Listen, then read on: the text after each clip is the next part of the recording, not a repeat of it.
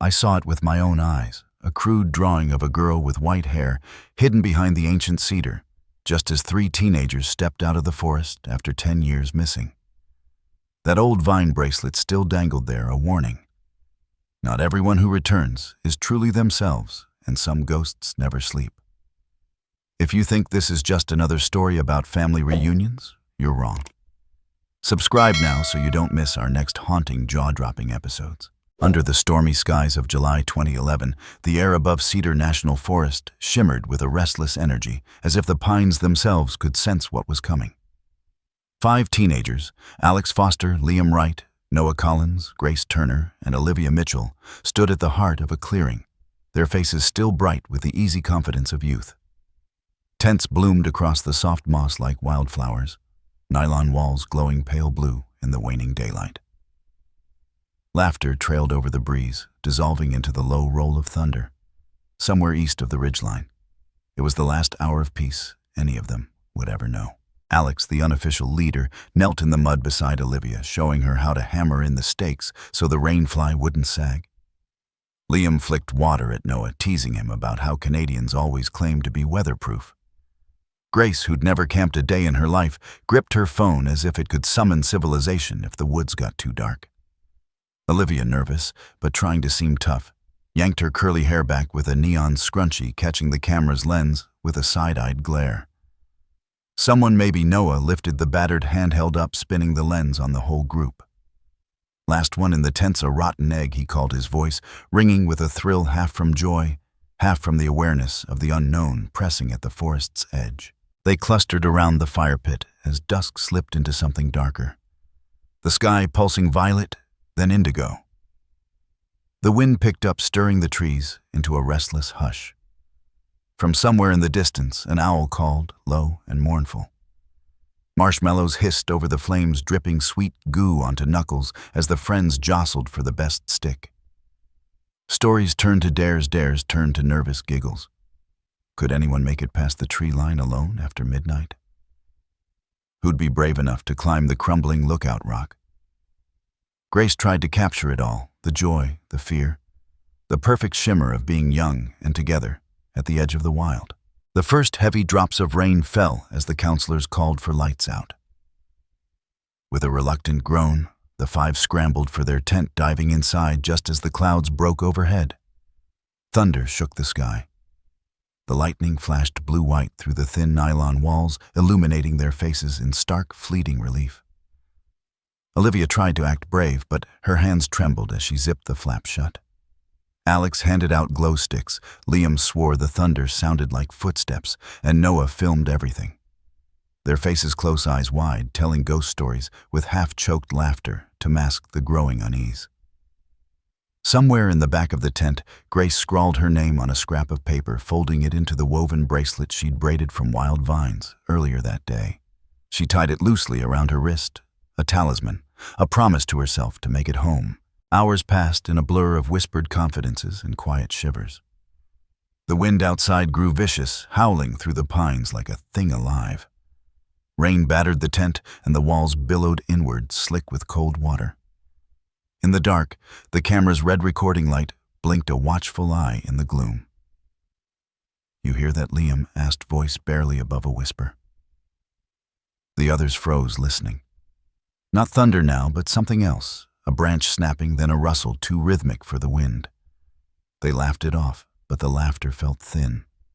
Grace pressed her ear to the thin fabric, catching a snatch of low song.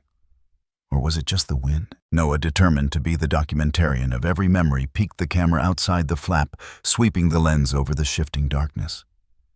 For a moment, the rain caught in the beam of his flashlight, creating a spray of diamonds, and then just past the edge of the firelight, a shadow flickered. Long, unnatural. Not a tree, not an animal, but something standing too still just beyond recognition. The camera shook in Noah's hands as he pulled it back in, muttering something about the storm. "It's nothing," Alex said, but his eyes wouldn't meet anyone's. Inside, the tent felt smaller with each crash of thunder. Olivia clutched Grace's arm, whispering that she'd seen someone moving outside. But when they looked, there was nothing but the wild dance of the branches. Liam told her to quit trying to freak everyone out. Then sudden silence. Even the wind seemed to hold its breath. The fire outside hissed down to embers. For a heartbeat, it was so quiet they could hear each other breathing. Then in that silence came a high, keening cry, somewhere between a scream and a song rising and falling out among the trees. The hair on Alex's neck stood up. Grace started to pray under her breath. Noah, gripping the camera with both hands, now filmed the others as the tent shook as if something pressed against the walls from outside. The shadow flickered past the flap, again unmistakable this time. Olivia covered her ears. Alex hissed at everyone to be quiet, just as a burst of wind ripped the glow sticks off the ground and scattered them in neon arcs. The camera tumbled to the tent floor, the image shuddering lens skewed sideways. Through the blur, a shape slid across the clearing.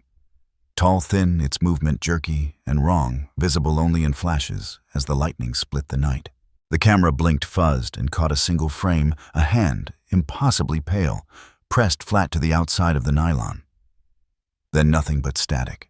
When the rain stopped, dawn came slow, gray, unkind. The tent sagged, pools of water gathered in every hollow. The camp was silent, still. No birds, no laughter, no movement, but the last drops falling from the trees. The counselors made their rounds, calling names, knocking on tent flaps, expecting groans and complaints. But at tent number 3, nobody answered. The zipper was still pulled down tight. They called again. Silence. The counselors' fingers fumbled with the cold metal hands, shaking. Inside, the sleeping bags lay empty, still warm, as if the teens had just stepped out. A notebook page with Grace's handwriting was tucked into one corner, torn and waterlogged. The camera, miraculously intact, sat at the foot of the tent, its lens clouded, but blinking red, the last thing left recording. On the ground outside near the edge of the clearing, something glistened in the first weak rays of sun. A bracelet hand-braided from vines hanging from the lowest branch of a pine. It swung back and forth in the wind, the only sign anyone had ever been there. By noon, panic overtook the camp. Police tape ringed the clearing. Adults whispered in tight knots. Helicopters chopped the sky. The teens' faces, smiling open, full of wildlife, became the heart of a storm that swept the town. Search teams crashed through the underbrush, calling names over and over until their voices went hoarse and the night returned. Cut to the center of the small town. Main Street lined with posters missing children. Their names in block letters, smiling faces staring back with a hope that felt brittle in the morning sun. Flyers plastered shop windows, taped to telephone poles curling at the corners in the damp air.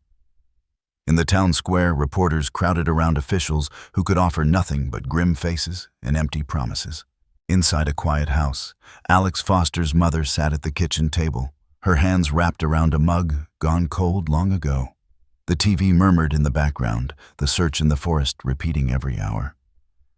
She stared at the photo on the refrigerator, Alex at age 10, missing front teeth arms thrown around Olivia and Liam. The mug slipped from her hands and shattered on the tile, but she barely flinched. Her shoulders heaved as the first sob broke loose, raw, an animal echoing through the empty house. In the dim light, she pressed her hand to the glass, tracing her son's face, whispering his name over and over. Behind her, the storm raged on in the woods, and the bracelet still swung from its branch, waiting. Almost a decade had slipped quietly over Cedar Ridge since the night 5 teenagers vanished. The town, once the pulse of a logging boom, now slouched beneath the weight of its own silence, its people moving through days like sleepwalkers, every face carrying a shadow of that unspeakable loss. The gas station's bell still chimed each time someone pushed through the door, but nobody lingered. The bakery sold more coffee than bread, now mostly to men who needed something hot in their hands to keep them from shaking. On Main Street, every window still wore a faded poster, missing. Foster Alex, Wright Liam, Collins Noah, Mitchell Olivia. Only Grace Turner's name had been crossed out, but not by hope, by resignation. It was early March, the year's last stubborn snow melting into gray puddles along the gutters, when Grace stumbled out of the tree line. At first, no one recognized her. How could they?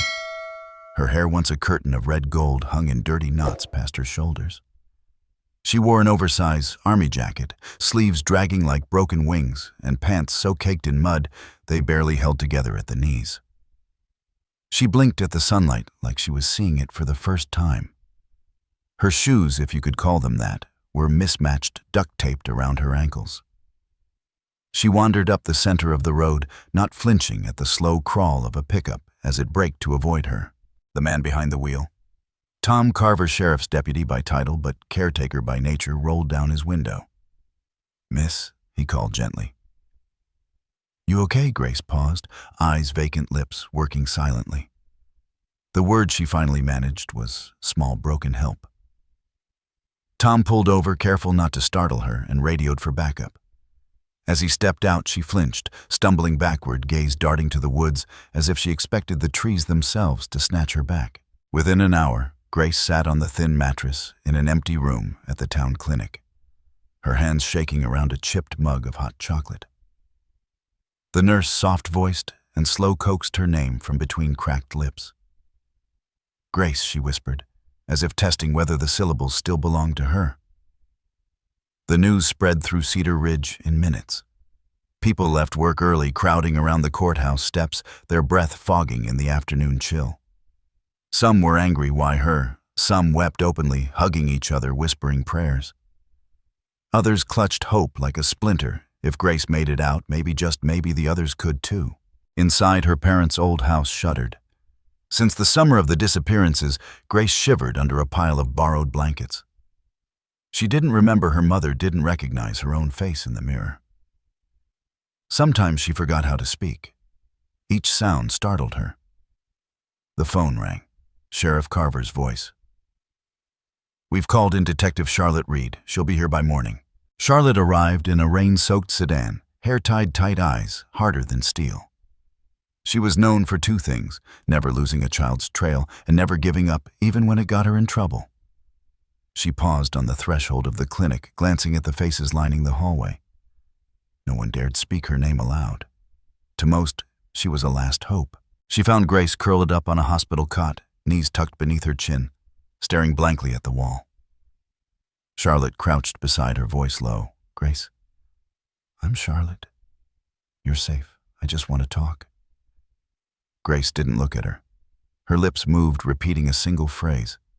"He said, don't look back." Charlotte frowned. "Who said that?" Grace, no answer, just that same haunted echo. "Don't look back." Wordless. Charlotte left the room, her jaw clenched. In the hallway, she met the doctor's eyes, a silent question, a plea for any scrap of memory. She doesn't know who she is, what year it is. Nightmares? Night terrors? Sometimes she doesn't even speak English. There are scars old and new. That night, the news reached the surviving families, each receiving the call like a blow to the chest. Alex Foster's mother, Sarah, sat in the dark, hands clasped around the phone. She listened to the sheriff's halting words. Grace is alive, but felt only a bitter ache. "What about my son?" she asked. Voice cracking, but there was no answer. Liam Wright's father paced the kitchen, nearly knocking over a framed photo with each frantic turn. His wife, hollow-eyed and pale, pressed a palm to her mouth, whispering, "Thank God. Thank God." But their son's room, untouched for years, had begun to feel like a mausoleum, and hope was a cruel guest. In the Collins home, Noah's younger sister listened to her parents argue, their voices rising through thin walls. "If Grace is back, there's still a chance," her father insisted. Her mother only sobbed, the sound muffled beneath her pillow. Olivia's older brother Matthew drove past the clinic again and again, half hoping to catch a glimpse of Grace's face at the window, searching for a sign.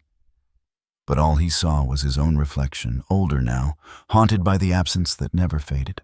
Meanwhile, Grace slept fitfully, twitching and gasping in her cot. Each time her eyelids fluttered, she seemed to dive somewhere deeper into a darkness, alive with whispers. In the hospital's half-light, she clawed at the sheets, murmuring, "They're here, pulling me.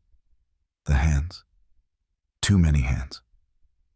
The nurse tried to comfort her, but Grace only recoiled, arms wrapped tight around herself as if holding her body together by force. Charlotte watched through the window, taking notes, piecing together the few facts she had. Grace had appeared with no ID, no memory. But her body bore stories, scars down her shins, bruises like fingerprints on her arms, a half-healed wound across her scalp. Under the black light, the nurse found faint, jagged lines drawn in ink up and down Grace's forearms. Word symbols, maybe Charlotte thought a code or a prayer. The town itself seemed to hold its breath, caught between dread and hope. In the grocery store, mothers gripped their children's hands a little tighter. At the church, candles burned all night. A rumor spread Grace had come back wrong. Someone saw her standing in the road at midnight, face blank, humming an old camp song. Another swore she spoke to herself in the woods, answering voices no one else could hear. That first night, as a heavy rain battered the windows, Grace jerked awake in her caught breath, caught in her chest. The room was dark, save for the pale green glow of the exit sign. She turned over, knuckles white on the thin blanket, and stared at the wall until her eyes blurred. In her dream, or was it memory, she saw herself running through the forest branches, clawing at her face. Something cold seized her ankle. She tried to scream, but the sound died in her throat. Around her, shadows moved, child-sized, crawling, their hands slick with mud. One gripped her wrist, yanking her down. Their faces were blank. No eyes, no mouths. Grace woke soaked in sweat, her heart hammering like she was still being chased. In the morning, Charlotte returned to her room, bringing a small mirror and a brush. She sat at the edge of the cot, gentle. "Grace, do you remember your family? Do you know where you are?" Grace shook her head, tears burning tracks through the grime on her cheeks. "I see them sometimes, in dreams. I see the fire, the trees." She gripped Charlotte's hand. "It's dark. They're singing. I want to come home." That afternoon, the sheriff called a press conference. Cameras flashed, microphones jostled. "We ask for privacy and prayers as we help Grace recover," he said. But the reporters wanted more. Why did only one come back? Where had she been? Did she remember the others? In living rooms across town, families huddled around TVs, searching Grace's face for hope or answers. Some said she looked like a ghost, others whispered that she was possessed. Her eyes, flat gray and endless, were the talk of every household. The truth was, Grace didn't belong anywhere now. Not fully alive, not truly lost. She was the living proof that the forest could give back what it had taken, but only by changing it forever. That night, as the sky pressed low over Cedar Ridge, Grace lay awake, staring at the ceiling, listening to the rain drum against the glass. Sleep was a terror, a descent into those hands and voices, into the maze of black trees. But in the hall outside, Charlotte Reed read over her case files, unwilling to look away from the horror or the hope. Somewhere in the shadows, she believed was a path back. If she could just find the right question, the right memory, maybe Grace could remember. Maybe she could bring the others home too. But deep inside Grace, in the place memory hid, the darkness was never quiet. The hands were always reaching. And far out in the forest, Cedar Ridge waited, secrets twisting beneath the roots, and the missing still wandered between trees, nameless and unseen. Charlotte Reed moved through the town like a shadow with purpose. She carried her satchel close to her side, a black notebook, and a handful of carefully folded missing persons posters pressed against her ribs. The morning after Grace's return, Cedar Ridge hummed with the nervous energy of a community bracing for the aftershock. For the first time in nearly a decade, people pulled aside curtains, stepped onto porches, lingered on sidewalks. But Charlotte had no time for their whispers. Her eyes were set on the faces left behind. She started with the Fosters. Their home sat at the end of a winding gravel road, half swallowed by wild blackberries and sun-bleached grass. Sarah Foster answered the door, hair pulled into a bun, dark circles ghosting under her eyes. She was smaller than her reputation, the kind of woman who, in better years, led school fundraisers and ran the summer bake sale. Now she moved as if everything weighed too much. Charlotte didn't introduce herself. She didn't need to. "I'm here about Grace," she said quietly. Sarah stepped aside. The house felt frozen in time. On the wall by the stairs, Alex's school pictures, one every year, up to 12. In the living room, boxes labeled with his name. a quilt half-finished, still threaded through a wooden hoop. On the couch, a faded t-shirt, blue and yellow, the letters Camp Cedar, barely visible. Sarah picked it up and hugged it to her chest. "I used to sleep with this the first year," she murmured. "Now it just smells like the attic." Charlotte nodded, letting silence fill the room. "Grace is back," she said finally. "She doesn't remember much. She's frightened." Sarah's eyes glazed over. Is she okay?" "She's alive. That's all we know." I was hoping." Charlotte's voice softened. "You could tell me about Alex. Anything. Even something small." Sarah crumpled. "He hated the woods, you know. Alex used to sneak comic books into his sleeping bag, said the forest was boring. But that summer he wanted to go. Said he'd look out for the others." Charlotte let her cry, sitting still until the storm passed. She asked about that last day, what Alex wore, what he'd been afraid of if he ever mentioned feeling watched. Sarah shook her head. "No. He just promised he'd be home by Sunday." She pressed the shirt to her face, breathing in the ghost of her son. He always kept his promises. Charlotte left the Foster's house with a heaviness that sank into her bones. Next, she walked the cracked sidewalk toward the edge of town where the Collins family lived. The door was unlocked. The house smelled of old wood coffee gone cold and the sharp tang of whiskey. Mark Collins. Noah's father stood in the kitchen, a bottle gripped so tight his knuckles blanched. He barely glanced at Charlotte as she entered, staring instead at the spot above the sink where a faded drawing of a stick figure family hung. "You're here about the girl?" he said, voice rough from drink and from crying. Charlotte nodded. "Yes, I want to understand. About Noah, about all of them." Mark snorted. "You want to understand? Look around. There's nothing left to understand." He drained the bottle and slumped into a chair, his body folding like an old tent collapsing. Charlotte scanned the kitchen. There were 3 mugs on the counter, all different colors, none matching. A photograph taped to the fridge, Noah grinning, his arm flung around Liam.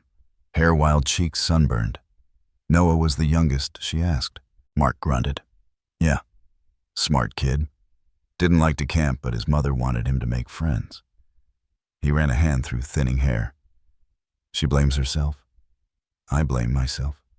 Everybody's got someone to blame." Charlotte asked about that last night, about Noah's fears.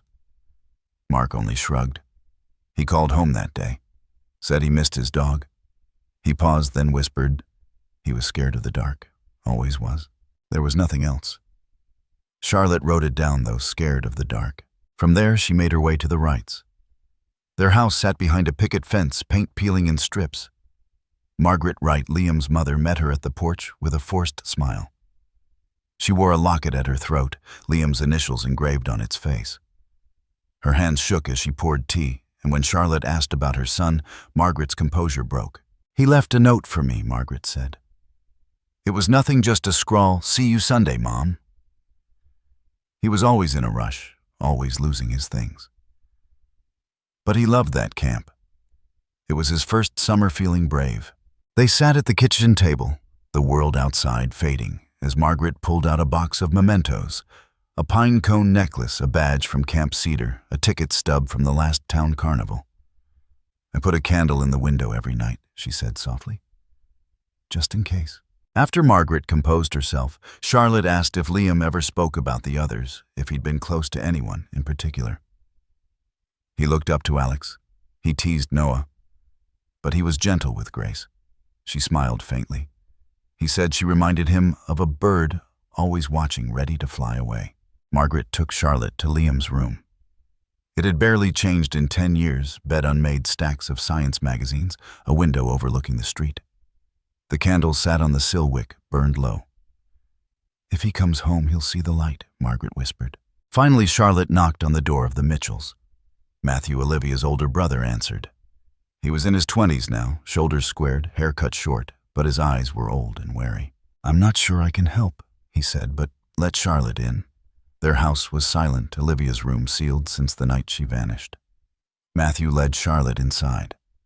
It was a museum, books lined up by color, a pair of ballet slippers nailed to the wall, a journal locked with a cheap plastic clasp. Matthew picked up a candle from the dresser. I light it every night, he said. For her. I don't think Mom believes anymore, but I have to. Charlotte asked about that last day, Olivia's mood, her friends, anything unusual. Matthew stared at the floor. She was nervous. Kept saying she didn't want to go, that something felt off. He hesitated, then said quietly, she saw something the week before. Said there was a man in the woods watching the camp. No one believed her. I didn't believe her. The sun drifted low as Charlotte walked back through town. The faces she'd seen haunted her, each bearing the marks of grief etched over 10 years each. A monument to a love that refused to die. She wrote furiously in her notebook, fear of dark man in woods, broken promises, candles in windows, scars that never heal. Back at the clinic, she found Grace huddled on the narrow bed, knees drawn up, staring at the blank wall. The room was dim, daylight faded by heavy curtains. Charlotte pulled up a chair, her movements gentle, deliberate. Grace, she said softly, do you remember anything? Even a little? Grace's eyes flickered, catching the light for a moment. Sometimes I see fire, sometimes trees. Her hands twisted in her lap. I hear singing. Charlotte nodded, jotting it down. Was anyone with you? Do you remember the others? Grace flinched, the movement sharp and involuntary. She hugged herself, rocking slightly. Hands. Too many hands. Pulling, holding me down. Tears slipped down her cheeks, silent and hot. Charlotte reached out, taking Grace's hand in hers. You're safe now. No one is going to hurt you. But Grace only shook her head, voice barely a whisper. It doesn't stop. Not when I sleep. The nurse came in to check Grace's vitals. As she rolled up Grace's sleeve, Charlotte's eyes caught something, a mark, faint but unmistakable, circling Grace's left wrist. Not a scar, but ink. Charlotte leaned closer. It was a tattoo, badly faded, the lines uneven, like it had been done with a pin and ink in the dark. The shape was strange, a circle broken at the top with 3 short lines branching downward, almost like roots or claws. Charlotte met the nurse's eyes. Did you notice this before? The nurse shook her head. We thought it was a bruise at first, but it's too regular. Charlotte snapped a photo with her phone, heart thudding. Grace, do you know what this is? She asked gently. Grace stared at the mark, brows furrowed. He said, it means I belong. Her breath caught her body shivering. He said not to take it off. Charlotte pressed, who said that Grace? But Grace only turned away, tears running down her face. The nurse wrapped a warm blanket around her, murmuring reassurances, but nothing eased the trembling. Outside the room, Charlotte studied the photo. She'd seen marks like this before in files about missing children cults, underground networks. The meaning was always the same: ownership, control, a promise or a curse. She returned to Grace, voice low, steady. You're not alone, Grace. I'm going to help you remember. I'm going to find out who did this, and I'm going to make sure they can't hurt anyone else. But as night fell over Cedar Ridge, as candles flickered in windows and families grieved behind locked doors, Charlotte knew the truth. Some wounds cut too deep for time to heal, and some nightmares refused to let go. Grace huddled on her bed, eyes open wide in the darkness, as somewhere in the woods the shadows gathered, waiting. The rain had not let up for days, hard pelting, unyielding. It was the kind of rain that seemed to want to cleanse the forest of memory, to soak the earth so deep that even the roots forgot what they'd witnessed. Charlotte Reed drove north, with the wipers squealing, her eyes flicking from the mud-splattered windshield to the wavering figures of 2 deputies in the back seat. The car's heater barely cut the chill. In her lap, a map folded and refolded until the creases threatened to split. At the edge of Cedar National Forest, Charlotte cut the engine and stepped into the downpour, the world shrinking to the tight circle of her flashlight. The others followed, breath visible in the cold air. A line of police tape still fluttered between the trees, tattered and slick, marking the spot where 10 years ago 5 children had vanished, as if plucked from the world. The clearing looked smaller now, the undergrowth reclaiming what was once trampled flat by panicked searchers. The tents, the fire pit, the laughter all gone, replaced by brambles and black mud, thick and clinging. Stay sharp, Charlotte muttered, pulling her collar tighter. We're not just looking for footprints. We're looking for anything out of place, anything that doesn't belong. But it all felt wrong to her. The ground itself weighted with secrets. One of the deputies, Morales, pointed with his boot. Over here. He crouched, squinting. Charlotte knelt beside him, her hand steady despite the cold. There pressed into the muck were small impressions, too small for an adult, too erratic to be made by any search party. 5 toes deep and distinct, as if a child had walked barefoot through the storm.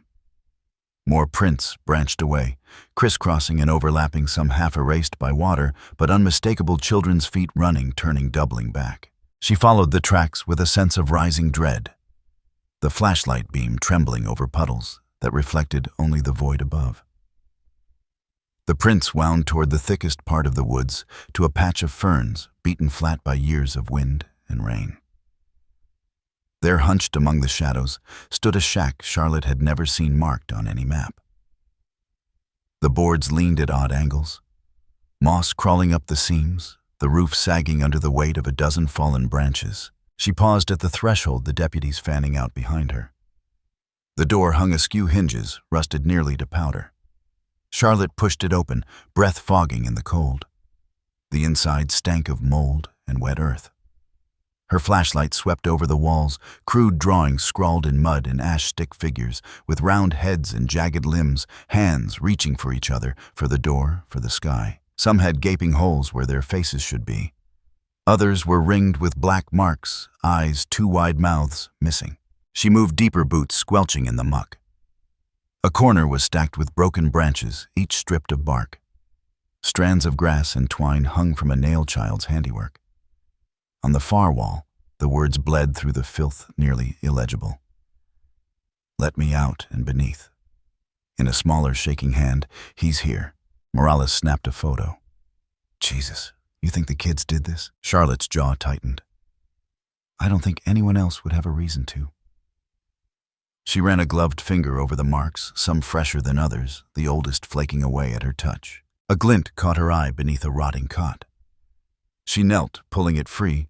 A dirty, faded shirt, the Camp Cedar badge nearly washed away the fabric torn at the collar. Her heart stuttered. She recognized the name scrawled inside, faded but legible, Noah C. Get a bag, she said, voice flat. That's evidence. The deputies obliged, careful not to disturb the other objects strewn about, a broken flashlight, its batteries crusted with corrosion.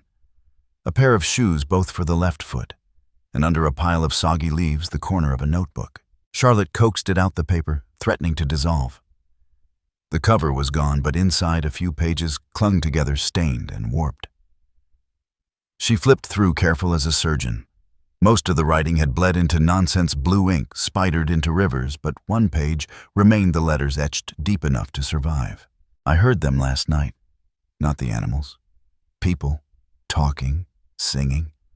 Olivia says they're the shadows. She said don't follow them. I think she's scared. Think? Charlotte's hand shook as she read. She turned to Morales. Get this to the lab. Everything. Fast. He nodded, but her mind was already racing. She returned to the center of the shack, shone her light up at the rafters. More drawings, some new, some faded, circles within circles, spirals, and a single stick figure standing apart from the rest, a red mark for a heart, crossed out with a jagged X. Look at this, called Deputy Rice from the corner. He held up a battered camcorder, crusted with dirt but otherwise intact. Charlotte reached for it, turning it in her hands, wiping away grime. The tape was still inside. She popped it open, careful not to break the delicate mechanism.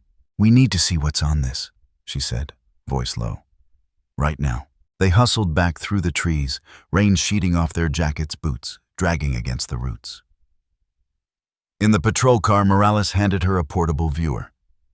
Charlotte slotted in the tape, breath shallow as she pressed play. Static. The image flickered, the sound cutting in and out. Then slowly the shapes resolved, 5 teenagers younger, laughing around a fire. The lens wobbled, panning to show Alex making faces. Olivia brushing dirt off her jeans, Liam juggling glow sticks. The camera zoomed in on Grace, who turned startled. A pause. Grace's voice tiny, barely above a whisper. There's someone out there. The others laughed, not hearing the edge in her tone. The camera panned, nothing but darkness between the trees, the fire's glow dancing off the trunks. Another pause. Then in the background, just on the edge of hearing a soft singing. Not a child's voice. Something older, deeper, cold as rain. The video jumped static, swallowing the next minute. Then Grace, again this time, huddled alone in the tent flashlight under her chin. Her eyes darted from side to side. Don't tell them. Don't tell anyone. He's out there watching. Charlotte froze, the frame staring at Grace's face. Even on grainy tape, the fear was unmistakable. Bryce cleared his throat. You think she remembers any of this? Charlotte shook her head, mind racing. If she does, it's buried deep. Too deep. They played the tape again, careful for every detail. At the very end, as the tape hissed and spat, a shape moved behind the tent, a long, thin shadow slipping through the rain. Gone almost before it appeared. She turned off the viewer, the inside of the car suddenly too small, too close. Her pulse hammered at her temples. We need to search the area. If this was their hiding place, there could be more. Rain poured in sheets as they returned to the shack, searching every inch. Rice found a set of carvings on the inside of the door, a series of notches, 5, grouped together. Then a gap, then 4, then one by itself. Days. Victims, a code. No one knew. Charlotte's flashlight landed on a corner of the shack where the wall had warped away from the floor. She knelt, prying at the wood until it gave with a groan. Beneath a hollow space, dark and wet. Inside another notebook, this one completely ruined, except for the last page where a handprint was pressed in black mud and underneath a single word, stay. Outside, the storm had grown into something wild, the trees lashing and moaning. Morales called out another trail of footprints leading deeper into the woods, vanishing in a tangle of roots and rock. Charlotte followed, heart in her throat, every step an act of will. Her mind replayed the tape, Grace's whisper echoing in her ears. He's out there. The deputies called her back. It's getting dark, Morales warned. We should regroup. Charlotte looked out into the forest, the rain shrouding everything in silver veils. Somewhere out there, the truth still waited, buried in mud and memory, in the marks on walls, and the stories children whispered when the lights went out. She made herself a promise, then silent and fierce, she would not leave Cedar Ridge until she knew every secret these woods were hiding. As they trekked back to the car, the rain softened. Charlotte glanced back at the shack, at the muddy footprints, the scrawled warnings, the echo of a song only half remembered. In the flickering glow of her flashlight, the stick figures on the wall seemed almost to move their arms, reaching out not for escape, but for help. She whispered into the darkness, I see you. I hear you. I'm coming. And in the hush that followed, for the briefest moment, she could have sworn she heard a voice, Grace's or someone else's, whisper back, hurry. It was the third night since Grace Turner's return, and the hospital room felt both too small and impossibly vast air, heavy with the scent of disinfectant. Echoes of rain tapping at the window and the constant fluttering uncertainty that haunted everyone who entered. Charlotte sat on the plastic chair, elbows on her knees, while across the room, Dr. Evelyn Marks arranged her notes and portable voice recorder with the steady calm of someone who had walked into darkness before. Grace lay curled atop the white sheets, her knees drawn up, eyes flicking from the pattern of cracks in the ceiling to the dim blue of the nurse's nightlight. She was exhausted, but too afraid to close her eyes. Sleep was not a place of rest, but a minefield of jagged dreams, shadows at the edges, hands reaching for her voices, calling from beneath the earth. Charlotte watched as Dr. Marks pulled her chair close to the bed. Grace, sweetheart, she said, voice gentle as a lullaby. I'm not going to make you remember anything you don't want to. But sometimes when a memory is broken, it's like a puzzle. If we pick up just a few pieces, maybe we'll start to see the picture. She glanced at Charlotte, then placed a hand lightly on Grace's wrist, feeling the tremor beneath the skin. They began, with grounding, a slow, measured breathing, counting heartbeats, the soft squeeze of Grace's fingers around a worn bit of felt she'd brought from home. Let's imagine you're somewhere safe, Dr. Marks said, coaxing each word out like a secret. Maybe a garden, or a warm bed, or sitting by a campfire with friends. But at the word campfire, Grace's eyes shuddered. The muscles in her jaw flexed. Her breath turned shallow, the rhythm stuttering. Charlotte held her own breath, willing herself to stay quiet, to let the doctor guide them through the darkness. Dr. Marks led Grace into the hypnotic drift, her voice drawing gentle shapes through the air. "I want you to listen to the sounds around you," she whispered. "Tell me if you hear anything familiar." Grace's eyelids fluttered, lashes trembling against her cheeks. For a moment, her lips barely blunted, and then a whisper so faint Charlotte had to lean in. "The rain. It's raining." "That's right," Dr. Marks coaxed. "What else?" Grace's fingers curled tighter around the felt square. "Wind. And the fire is out. It's dark." Her brow creased.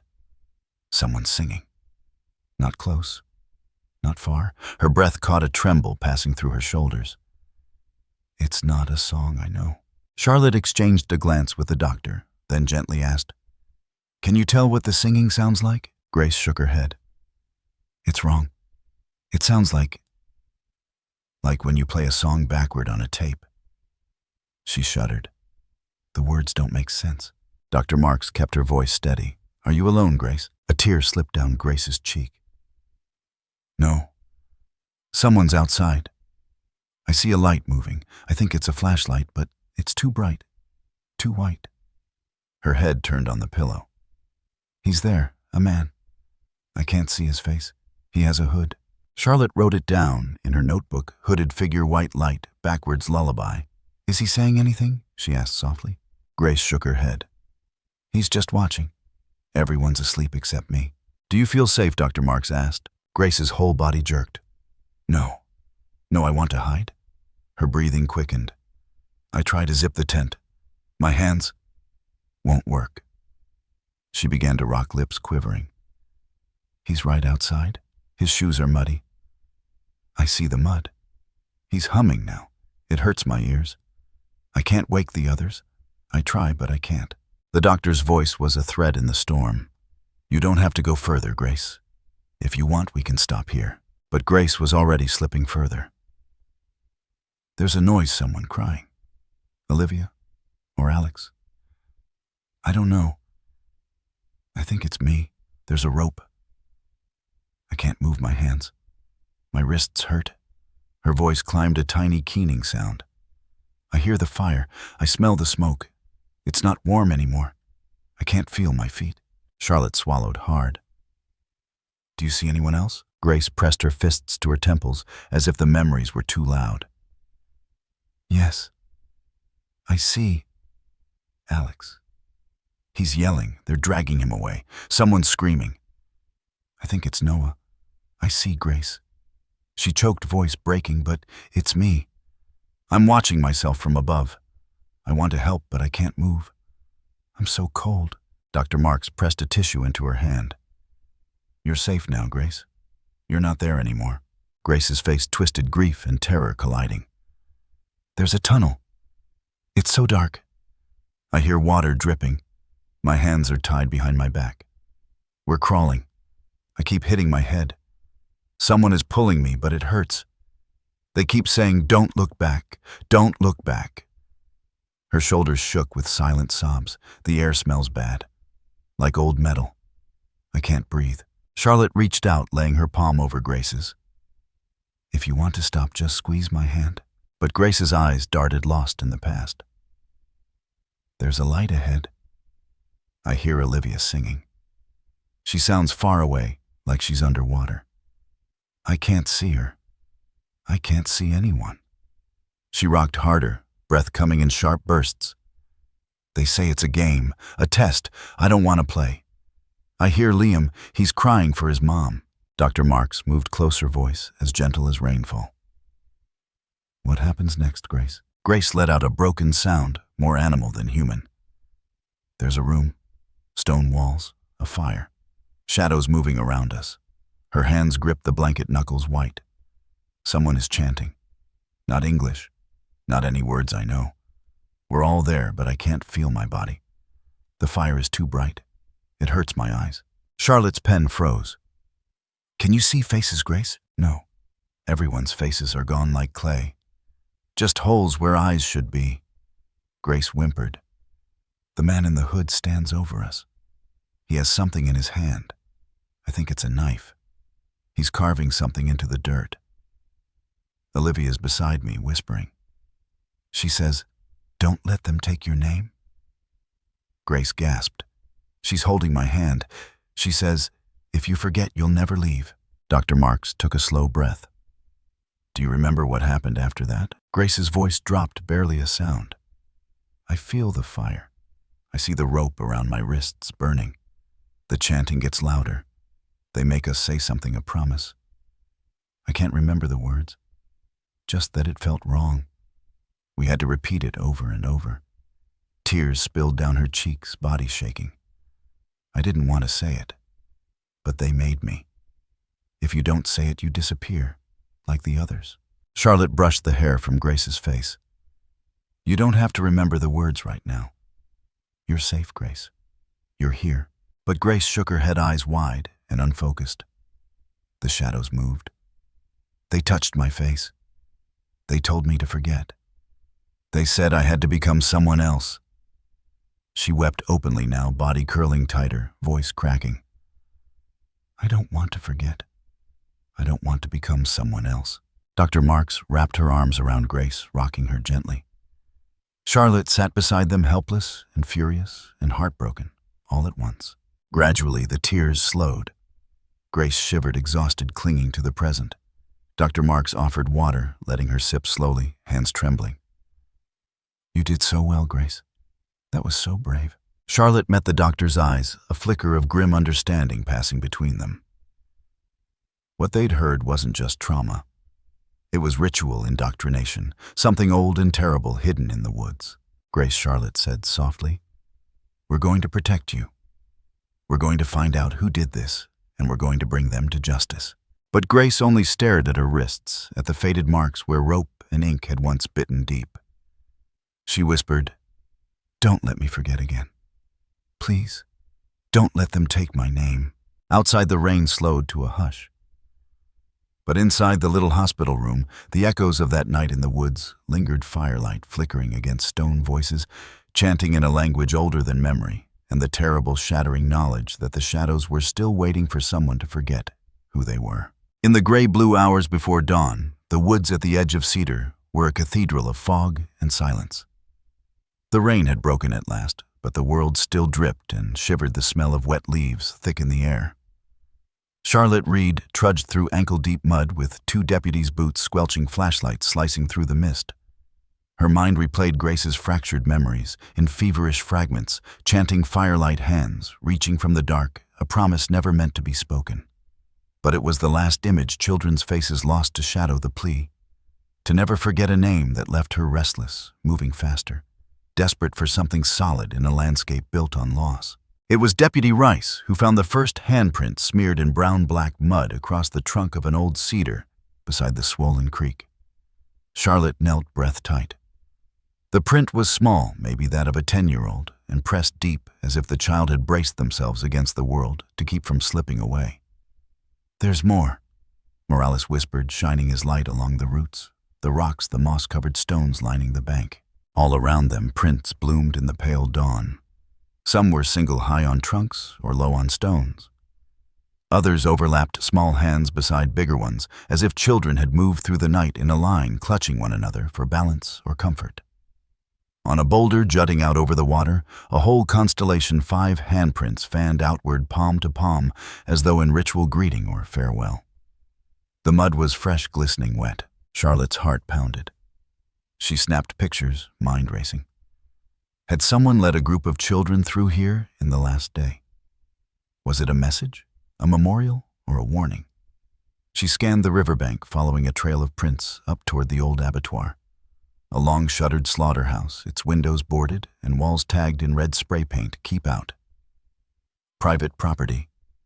Trespassers will be prosecuted. The ground around the building was thick with brambles, thorny and tangled.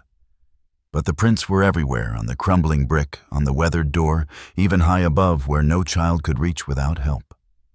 Charlotte felt her skin crawl. The deputies grew silent, listening for any sound that wasn't their own breath or the hush of the creek. She reached for her phone, meaning to text the forensics team, when a vibration startled her. A message number blocked. Just 3 lines, green text on a black screen. Not all of them died. Look underground. The river hides the way. Charlotte's hand shook. She showed Rice and Morales, their faces gone gray with dread. "Who sent that?" Morales whispered. "How did they know where we are?" Charlotte swallowed throat raw.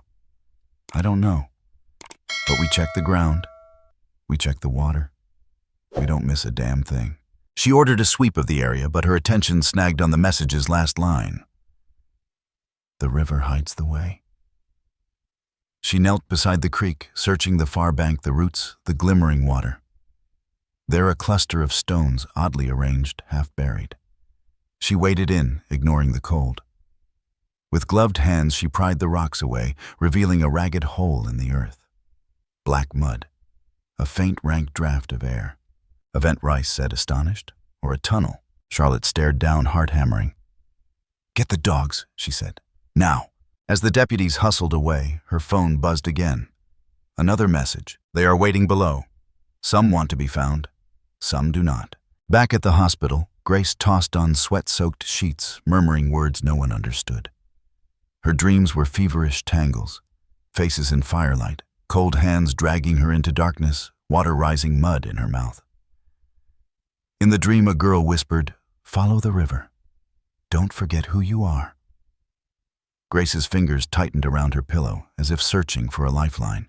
Suddenly she sat up, eyes open, but unseeing the world behind her pupils, thick and shifting. She swung her legs from the bed, bare feet pressing to cold tile. The hospital ward was silent, the clock's red digits blinking 2:37 a.m. Grace drifted to the door, slipped out into the hall, her movement fluid and aimless, a sleepwalker called by something far away. She padded down stairwells, past empty nurses' stations, through the front doors, and out into the cool, damp air. Across the lot, security cameras tracked her. Hospital staff would later say she moved like a ghost, untouchable and silent, never glancing at the world around her. On the county road, a semi-truck thundered by, headlights glaring. Grace wandered into the gravel, shoulder arms loose at her sides, hair-tangled gown flapping in the wind. She stepped forward, the lights bearing down. From the darkness, Charlotte burst onto the scene. She had left the riverbank only minutes before, phone buzzing in her pocket with the anonymous warnings. She saw the white gown, the bare feet, the lost child's silhouette frozen in the glow. "Grace," she screamed, sprinting lungs burning. The truck's brakes screeched. Grace froze in the beams, her eyes wide but blank lips parted in a silent plea. Charlotte dove, catching her around the waist, yanking her off the road. They tumbled into the ditch, mud and gravel biting their skin. The truck roared past its horn, echoing into the trees. For a moment, Charlotte lay there, panting, rain falling anew on her back. Grace shivered in her arms, body limp. "Grace, it's me. You're safe. You're safe," Charlotte repeated, voice hoarse, heart pounding as if to break her chest. Grace blinked slowly, as if surfacing from deep water. Her gaze found Charlotte's face, confusion blooming, then fear. "Where am I?" she whispered. "What happened?" "You're okay. You're okay," Charlotte soothed, brushing wet hair from Grace's forehead. "Let's get you warm." As she helped Grace to her feet, her eyes caught something glinting on Grace's neck. Hanging there, tangled in the collar of the hospital gown, was a braided vine bracelet, dirt-stained but unmistakable, woven with tiny pine needles and bits of blue yarn. Charlotte's breath caught. She reached up, brushing her fingers over it gently. "Where did you get this?" she asked, barely above a whisper. Grace stared at the bracelet, brow furrowing. I don't know. I just woke up with it. I thought it was gone." Charlotte's skin prickled. She remembered the first crime scene, the circle of empty tents, the storm-washed earth, the single vine bracelet hanging from the tallest pine, waving like a last goodbye. She had logged it into evidence a decade ago. It had vanished from police custody years before. But here it was alive, real, as if the woods themselves had given it back to Grace. Or as if someone or something had never let it go. Back at the hospital, after the nurses checked Grace for injuries and eased her back into bed, Charlotte sat at her side, unable to shake the cold. The world felt thinner now, the distance between then and now almost gone. Muddy handprints on the trees. Messages from nowhere. a tunnel waiting by the river, and a bracelet returned from the dead. Grace's voice, weak but clear, broke the silence. He said the bracelet would keep me from forgetting. He said I had to wear it if I wanted to find my way home. Charlotte squeezed her hand, fiercely gentle. You are home, Grace. I'm here. I promise you're not alone. But outside, in the black silence beyond the window, the woods waited as they always had. Somewhere just below the surface, children's hands pressed into the mud, calling out, reaching, begging not to be forgotten.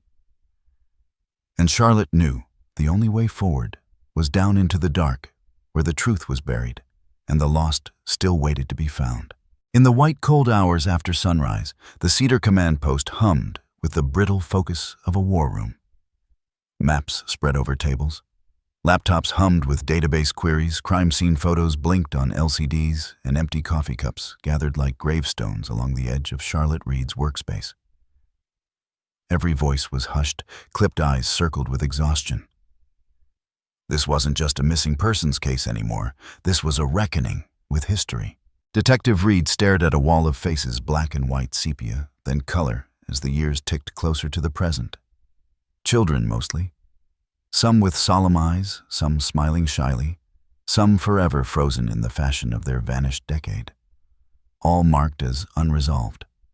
The board patched together with twine and pushpins, stretched almost 100 years, names from Idaho, Montana, Alberta, then further east and south, Oklahoma, Maine, even as far as Tennessee. It was Deputy Morales who first made the connection. He'd been poring over census records from 1924, 2 boys, 1 girl gone after a spring flood in British Columbia. No ransom notes, no suspects.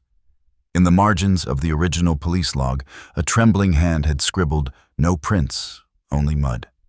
Circle by the river, like before. Charlotte called for everything archives, missing persons, folklore. Patterns emerged in a blur of headlines. Children vanish from forest campsite, 1939. 4 youths missing near cave system, 1957. No trace left behind, 1972. Each case too old to solve, each echoing the same obsessions, rain, mud, firelight, and always somewhere in the description a circle, a ring of stones, a vine bracelet, or more often nothing at all, just silence and woods that would not give back their dead. Charlotte stepped back, voice tight. We're not chasing a new predator. This has been happening a long time. Morales nodded, his face gray. But why here? Why these kids? No one had answers, only more questions. But then, there was the mark. Dr. Marks called Charlotte to the hospital. Grace was awake, shaking but calm enough for questions. The bruised ink on her wrist, which at first seemed a childish doodle, now looked deliberate. Charlotte took photos, ran the pattern through every tattoo, registry, gang symbol, compendium, occult database she could access. Nothing modern matched. Then, an archivist from the local university reached out, a graduate student obsessed with migration cults of the Pacific Northwest. She had seen that spiral mark before, she said, in the faded journals of a breakaway sect called the Renewers. A group that split from an Appalachian commune in 1910 wandered north by covered wagon and foot, settling in the backwoods along the border. Their symbol was a mask. Within a mask, a stylized face spiraled into another, often tattooed on the wrist or inner forearm of adolescent initiates. Their doctrine was simple and monstrous, that a soul could be reborn, renewed by passing through fear and ritual in the dark places of the earth. Charlotte stared at the screen, nausea rising. So the shadows? They're not a story. They're real. They survived. They're still here. Outside, the storm clouds parted for the first time in days. Reed took that as a sign. She gathered her team, Morales, Rice, Dr. Marks, 2 canine handlers, a squad of forensic techs. Grace, pale but insistent, demanded to come. I know something, she said, but it's only clear when I'm near the trees. Charlotte agreed on one condition: she never left her sight. They hiked the river path as the sun cracked through branches' beams, shifting gold and green over the mud. Near the vent Charlotte had found. Rice and Morales began clearing the stones, digging with shovels and crowbars. A hollow opened beneath them, sucking air so cold it steamed. The dogs barked and strained at their leashes. Grace trembled at the mouth of the hole. This is the way, she whispered. Charlotte nodded, clipped on her headlamp, and dropped into the dark. The tunnel was tight, stinking of damp and ancient earth. Roots dripped with moisture, clutching the ceiling like fingers. Charlotte moved, slow flashlight beam cutting across walls etched with lichen and strange, deliberate carvings. Faces melting into one another, eyes erased, mouths sewn shut with charcoal lines. The ground sloped downward, then leveled, and the space widened into a crude chamber. Her breath caught. The walls were alive with pictures drawn in ash and ochre. Figures in procession, one after another, each holding a mask, each offering it to the one behind. In the center, a bonfire flame licking at the darkness, and surrounding it, children, some with faces, some blank, some doubled as if caught between selves. There were words too, but in a tongue she didn't know, scratched so deep the stone itself flaked away. Morales and Rice came next. Then Dr. Mark's eyes wide, notebook at the ready. The dogs whined, pawing at the floor at a seam in the rock. Charlotte knelt and brushed away mud, a wooden trapdoor nearly lost to rot. "Wait," Grace said suddenly. Her face twisted with pain, and she pressed her hands to her temples. "I remember." Her voice shook as the memory crashed over her, a room lit only by fire, the walls closed, the air thick and hot. She was younger, smaller, tied at the wrists, with scratchy rope. Someone's hand clamped over her mouth, big and cold nails digging into her cheek. A girl's eyes, Olivia's, wide with terror. Olivia struggled, biting, but the hand held fast. Behind them, a boy. Noah fought like an animal, kicking, shouting, until a man in a dark robe struck him hard and he fell silent. There was chanting, low, inhuman droning, as if the rocks themselves were singing. Another child, sobbing, was forced to kneel beside the fire. Someone pressed a mask into their hands, whispering, "Wear it. Wear it, and you'll be safe. Wear it, and you'll be new." Grace remembered the pain, the confusion, Olivia's breath shuddering against her palm as she tried not to cry. She remembered the heat of the fire, the mask pressed to her own face, the world spinning. A vow repeated again and again, "If you forget, you'll be free." Charlotte knelt beside her, gripping her shoulders. "Grace, it's over. You're here now. You're safe." But Grace's voice was hollow, her eyes somewhere far away. "He told us if we remembered, we would never get out. That we had to let go of our faces, our names. That's why Olivia never came back. She didn't want to forget. And the boy, I don't know if he survived. I don't know what they did to him." The chamber closed in a tomb, thick with the weight of secrets. Charlotte made a decision. She pried up the trap door, revealing a shaft dropping further into the black. "We're going down," she said, her voice ringing with grim certainty. "We're going to find them. All of them." Grace hesitated only a moment, then followed a single tear tracing a line through the dust on her cheek, downward into the belly of the mountain, toward whatever waited a reckoning, a reunion, or a grave. Only the darkness knew for sure. The tunnel walls pressed in on them, slick with sweat and moss. The air thick with a damp metallic tang that filled every breath with dread. Charlotte led the way, her gloved hand gripping the flashlight, tight pulse drumming in her ears. Behind her, Grace kept close, one hand brushing the rough stone wall, the other locked around Charlotte's sleeve like a lifeline. Two officers flanked them, faces set and eyes darting, every step echoing on mud-slick stone. Every sound in the dark magnified boots' breath, the distant drip of unseen water. The further they went, the narrower the tunnel became. Their flashlights bobbed in a trembling arc, illuminating flickers of crimson handprints, faded chalk lines, strange spirals drawn in old soot and new blood. At each corner the dogs barked and whimpered, then finally refused to go any farther, tails between their legs. 100 feet in, Morales turned, voice barely above a whisper. "Something's wrong. I smell smoke." His words trailed off as the floor shifted under his boots. For a split second, Charlotte heard a faint click. Then the ground dropped out beneath them. A scream. The world turned sideways. Rocks rained from above as a section of the passage caved in, mud and timber slamming down behind them with a sickening crunch. Charlotte landed hard, pain jolting up her spine, flashlight flying. Everything went black, the echo of panic bouncing off the stone. For a moment, no one spoke. Then Charlotte coughed grit in her teeth and clawed for her light. Beside her, Grace whimpered, voice trembling, "Charlotte, I'm here. I'm here." Charlotte found the flashlight, flicked it on. The narrow beam flickered, cutting through dust and smoke. Morales and Rice had landed a few feet away, shaken but moving. The tunnel behind them was gone, sealed by a wall of dirt and stone. Trap Morales said, voice hard with fear, "We're not alone down here." Charlotte forced herself to breathe, mind racing. No turning back, only forward. She motioned for silence, and the group pressed on the tunnel, now steeper, the air colder. Drips echoed off the stone. The light quivered, slicing across more murals. Children's faces erased, bodies bent backward, hands reaching for masks that hovered just out of reach.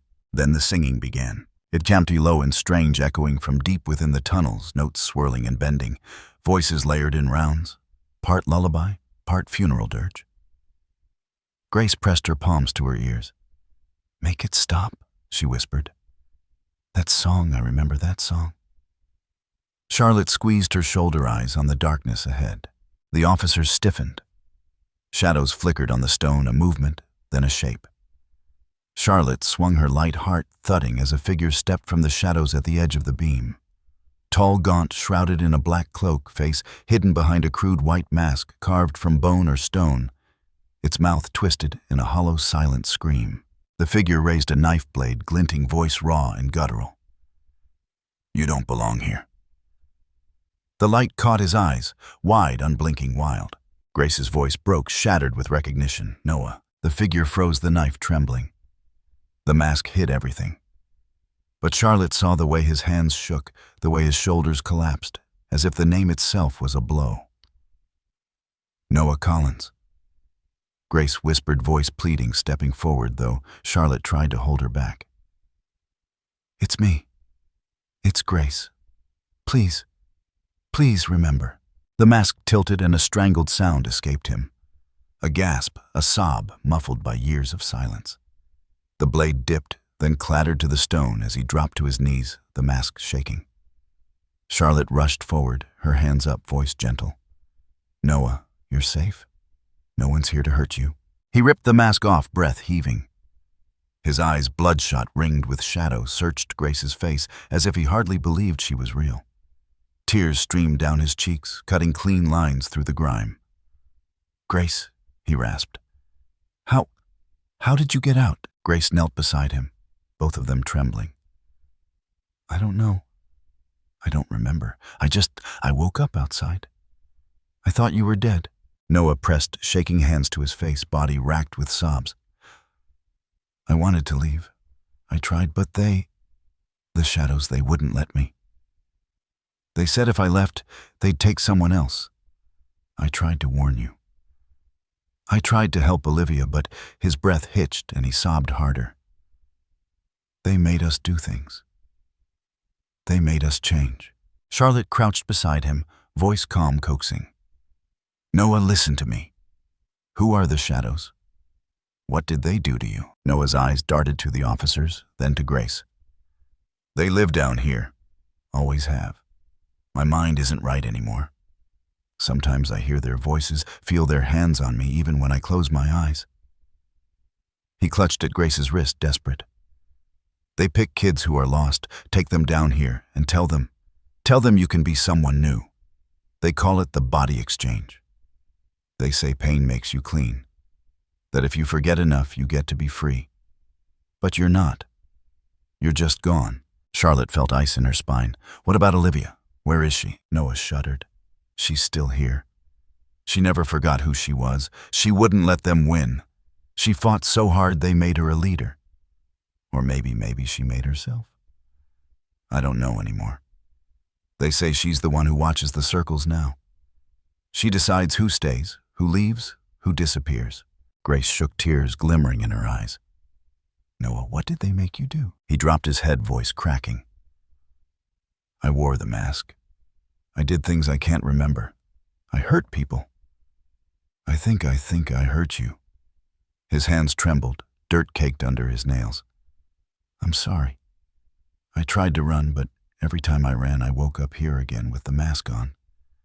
They said if I took it off, they'd bury me alive." Morales and Rice exchanged horrified glances.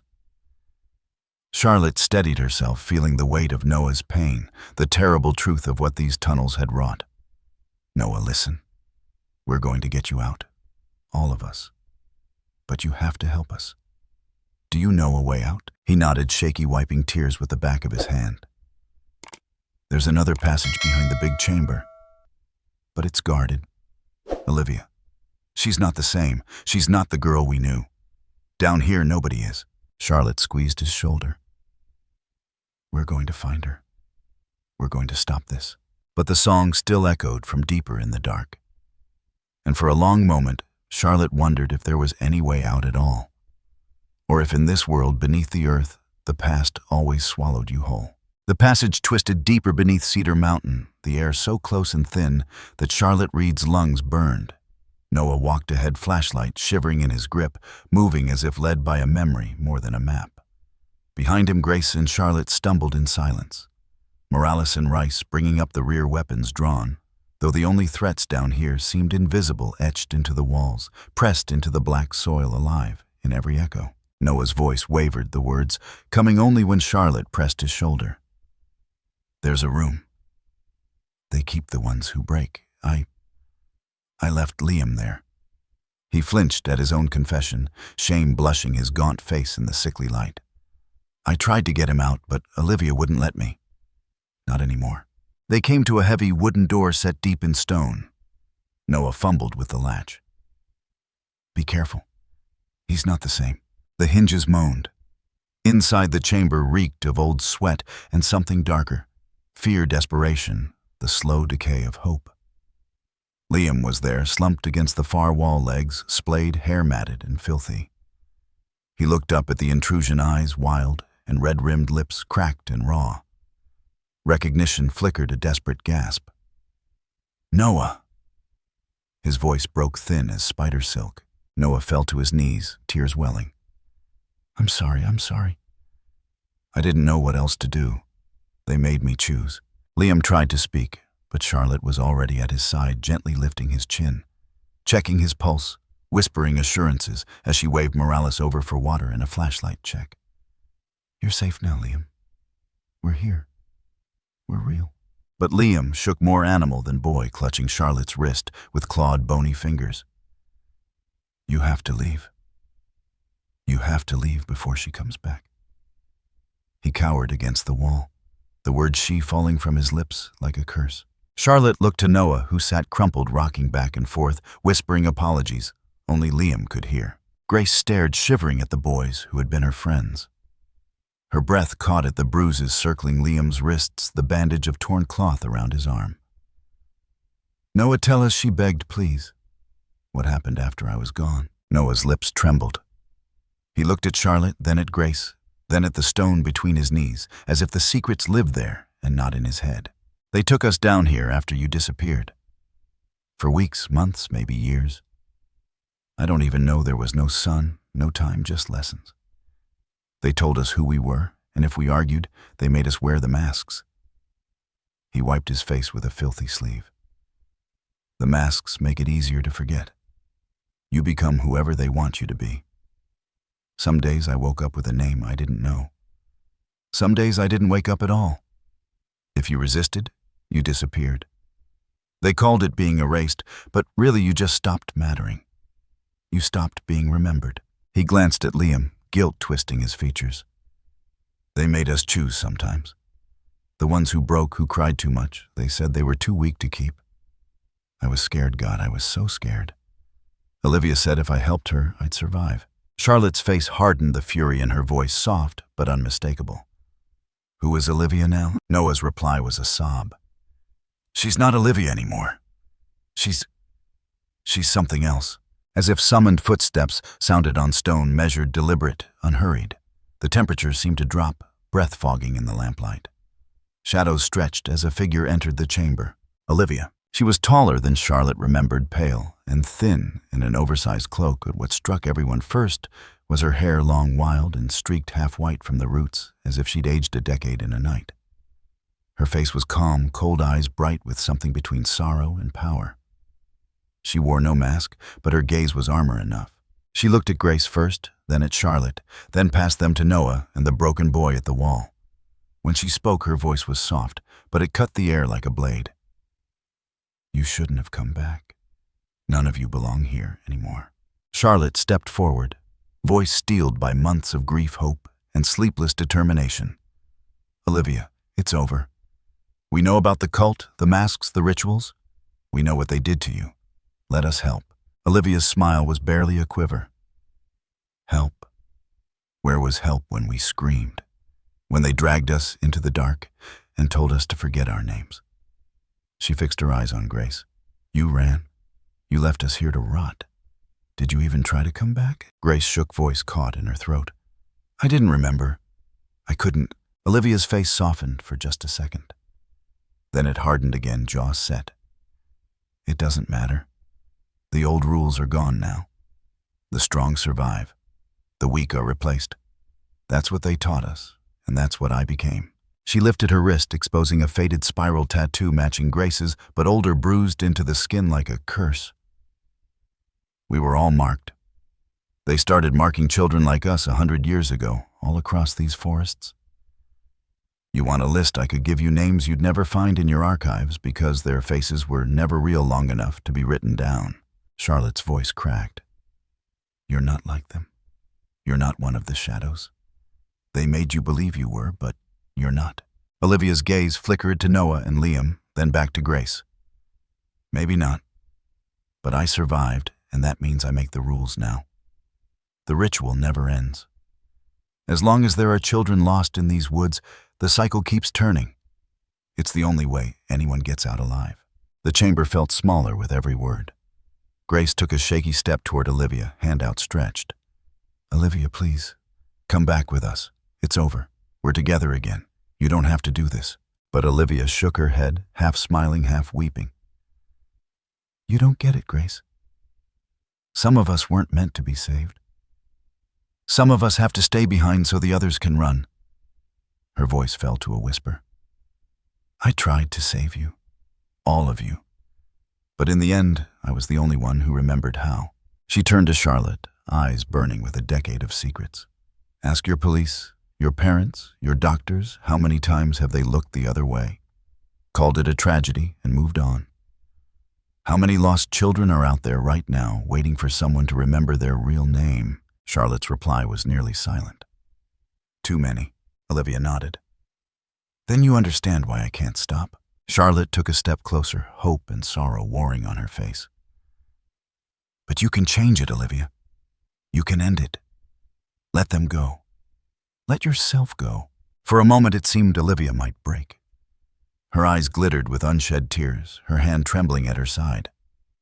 But then her jaw set, and she stepped back into the shadow's voice, echoing behind her.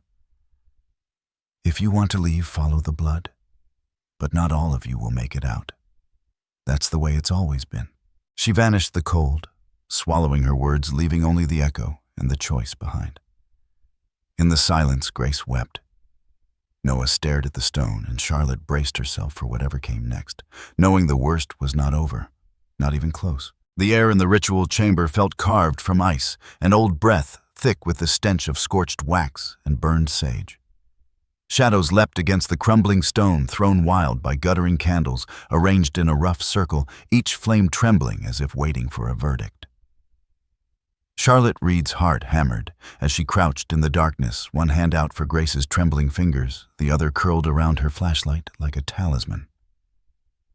Beside them, Noah hunched low, shoulders hunched, lips moving in frantic prayer, while Liam, bloodied but lucid, now strained against the rusty chain looped through the iron ring on the far wall. At the center of the room stood Olivia, her half-white hair loose over her face, a makeshift mask pressed to her lips. The ancient symbols scrawled around her feet. Spirals. Eyes' broken circles seemed to writhe in the flickering candlelight. Olivia's voice was calm, too, calm echoing off the stone. Tonight the circle turns again. Tonight we give our pain to the darkness so the weak can become strong. Charlotte's mind spun.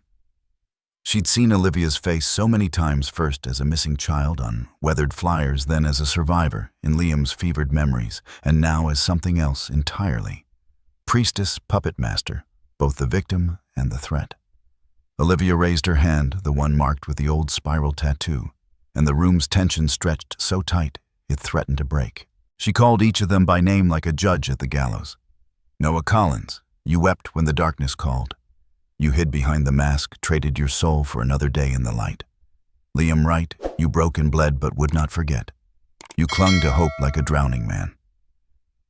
Grace Turner, oh Grace, you ran. You left us here and the circle never forgave you. Olivia's eyes flicked to Charlotte. And you, detective, you're just another adult who thinks she can fix what's broken. But you don't know what's waiting in the dark. Charlotte swallowed her fear. Olivia, it's not too late. You can end this now. You don't have to keep the ritual alive. You don't have to be their shadow. Her voice was steady, but the candlelight danced on the sweat beating her forehead. Olivia smiled, slow and haunted. If I stop, we all disappear. If I stop, the woods take us all. She circled the chamber, never quite touching anyone, but never letting her gaze stray from Grace, whose tears glistened in the half-light. You remember, don't you? The cold, the rope, the way they made us kneel and forget ourselves piece by piece. You remember the screams that never made it past the moss? Grace shook every muscle, quivering as if her body might shatter. I'm sorry. I'm sorry for running. I didn't remember. I didn't know. Her words fell in tatters, breath, hitching pain and guilt rippling through every syllable. Charlotte pressed her shoulder, trying to anchor her to the present, to hope. Olivia's eyes shone with something like pity or maybe envy. The woods don't care about our apologies. Only the ritual matters now. The strong survive. The weak are replaced. She stepped back into the circle of candles, arms raised. Bring the masks. Noah, trembling, looked at Grace, then at Liam, then at Charlotte. For a split second, he seemed lost again, a child cornered by memory. But something in him shifted, a spark, maybe the last piece of himself clawing free. No more masks, he said, voice raw and broken. No more. He lunged at Olivia, grabbing her wrist, the mask tumbling to the stone. The candles flared as they struggled Olivia's calm, cracking into a snarl of rage and terror. You don't understand, she shrieked. Without the ritual, we're nothing. Without the pain, we're already dead. Charlotte used the chaos. She darted across the chamber, snatching the chain from Liam's wrists, yanking him upright. Come on, this is our chance. Grace stumbled after her, half blinded by tears, the sound of Olivia and Noah's struggle echoing in the hollow dark. At that moment, a tremor shivered through the stone, then a thunderous crack. The far wall exploded, inward splinters and grit flying as the rescue team smashed through axes and floodlights, turning the chamber white-hot. Shouts and sirens clashed with the old song Olivia had begun to wail, a sound both desperate and ancient, a cry for help and for vengeance. Charlotte grabbed Grace, dragged her toward the gap, her own lungs burning with panic and hope. Go now. Morales and Rice poured through the breach, covering them, while the rest of the squad fanned out, shouting orders that seemed to vanish into the cacophony. Noah staggered, blood running down his temple as Olivia spun from his grasp and vanished through a narrow, winding tunnel behind the altar. For a heartbeat, her eyes met Grace's, a plea or a warning, or maybe just a goodbye. Then she was gone, swallowed by the ancient dark. The candles guttered. The chain clattered to the floor. Grace sobbed as Charlotte half carried her into the flood of white light, Liam limping after Noah, staggering but alive. The rescue team pulled them into the arms of safety, a chorus of radios and relief first aid kits, snapping open oxygen masks pressed to trembling mouths. But even as the darkness receded, even as the chamber filled with the sounds of rescue and hope, Charlotte's mind spun back to the last glimpse of Olivia, her silhouette flickering against the stone, her chant rising and falling like wind through broken branches. Somewhere deep in the tunnels, the circle was still turning, and the shadow of the ritual waited for its next name. Outside, as dawn broke cold over Cedar, the forest was quiet watching. The survivors clung to one another, raw and shaken, but alive. And in the bruised light, Charlotte realized that though the ritual had been broken tonight, The true work, the healing, the reckoning had only just begun. The world outside the Cedar tunnels greeted the survivors with dawn, the color of old bruises, the air still tasting of rain and wildfire smoke. Charlotte Reed led the way through the thicket, boots heavy with mud arm-braced under Grace's trembling shoulders. The forest, for so many nights, a tomb and a nightmare, now opened itself in slivers of gold. Behind them, Morales and Rice half carried Noah and Liam, the boys, limping, faces slack with exhaustion and shock, but eyes at last fixed on the path home. When they reached the clearing, the rescue vehicles were waiting. Ambulance doors flew open. Paramedics swarmed, voices calm but urgent, hands gentle as they strapped oxygen masks and slipped warm blankets around the shivering teens. Flashbulbs popped in the early light, but the news crews cordoned behind yellow tape seemed hushed, now awed by the rawness of survival. As the gurneys rolled into the mobile hospital, a chorus of crying broke out. Not from the rescued, but from the families who had waited so long, that hope itself had grown brittle and strange. The first mother to recognize her child collapsed to her knees, a cry torn from somewhere so deep it was almost inhuman. Noah's father, gray-bearded, stoic, rumored to have aged 10 years in the months since his son vanished, wrapped him in a hug so fierce that for a moment the boy forgot to breathe. Grace's grandmother, face lined like the roots of the mountain, just held her hand and murmured old lullabies in a language Grace had not heard since before the woods took her. Charlotte watched every muscle in her body threatening to give out. But she forced herself to stay upright, to meet the family's questions. The social workers' paperwork, the detectives' rapid-fire debriefings. The air in the triage tent was sharp with antiseptic and tears. The reunion of blood was as loud and chaotic as any battlefield. But there was healing in it too. Something fragile and holy being rebuilt from ruin. Within hours, the children were settled in hospital rooms, washed in sunlight, nurses coming and going in gentle rhythms. The doctors worked through the night, treating wounds, drawing blood, whispering updates into police radios and family phones. Charlotte sat through every session she could, notebook open, but often forgotten, as she listened to the halting, broken stories of the lost years. The healing was slow, never linear. Grace flinched at every knock on the door, sometimes screaming herself awake from dreams where vines bound her hands and the spiral symbol burned on her wrist. But Dr. Marks, the trauma specialist flown in from Vancouver, spoke to her with a patience Charlotte envied. "Memories come back in pieces," she said softly. "Let them come at their own pace. You're safe now." Liam, always the strongest, wept openly. On the first night, racked by shame for having survived, while others hadn't. His parents sat by his bed in turns, holding his hands, sometimes just sitting in silence, as he tried to say what couldn't be spoken. Noah oscillated between numbness and fury, throwing things across the room one moment and collapsing into his mother's lap the next. Sometimes he asked if it was all a dream. Sometimes he wished it was. For days, Charlotte watched from the periphery, refusing to let herself exhale. Each moment of progress was followed by hours of relapse, panic attacks, sudden storms of memory withdrawal. There were questions she couldn't answer, holes in every narrative. The newspapers called it miraculous. The therapists called it early days.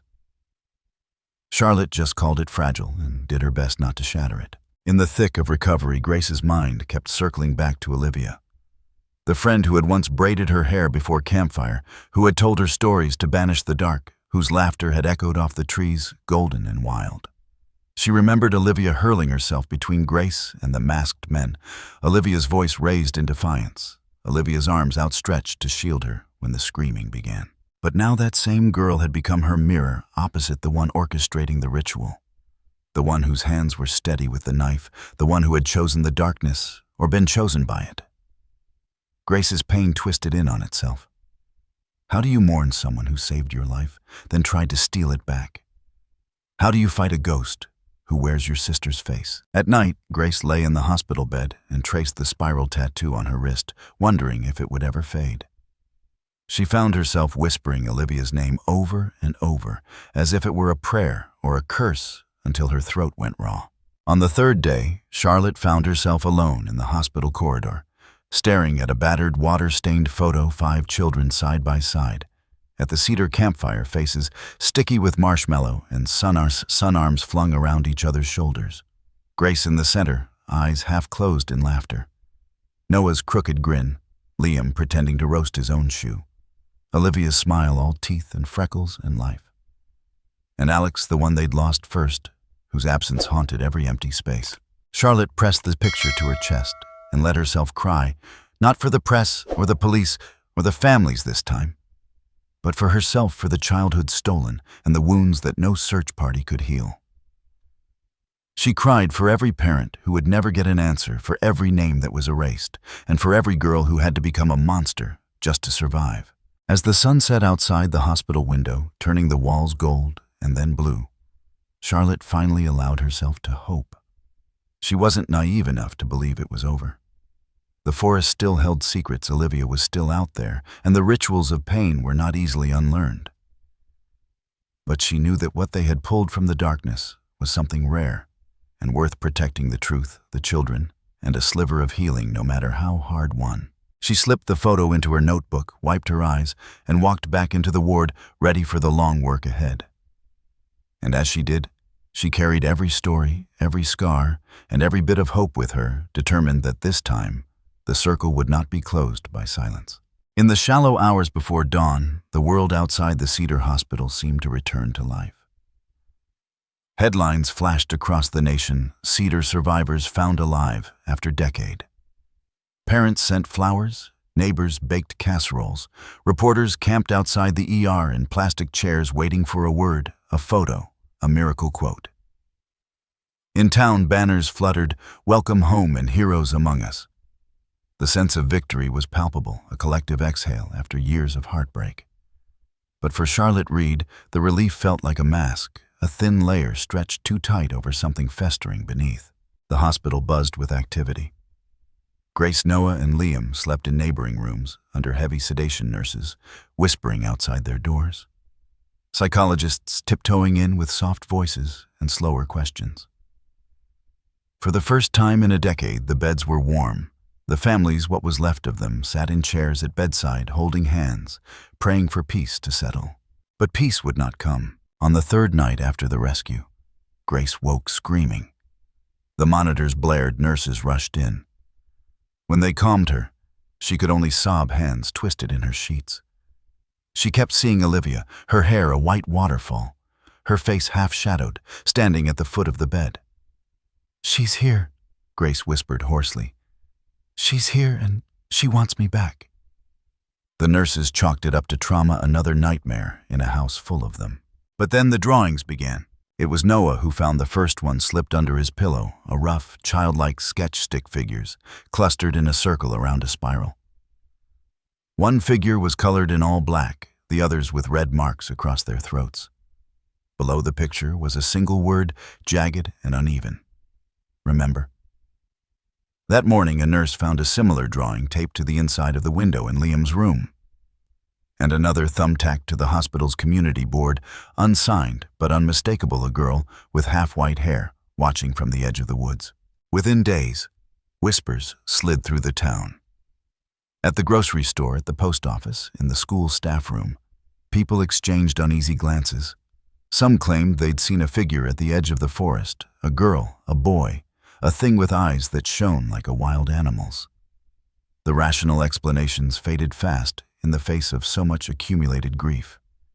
After all, Cedar was a place shaped by stories, and its greatest monsters had always hidden in plain sight. Charlotte tried to fight the growing sense of dread. She dove into research, plowing through old court records and land deeds, police logs, and yellowed letters.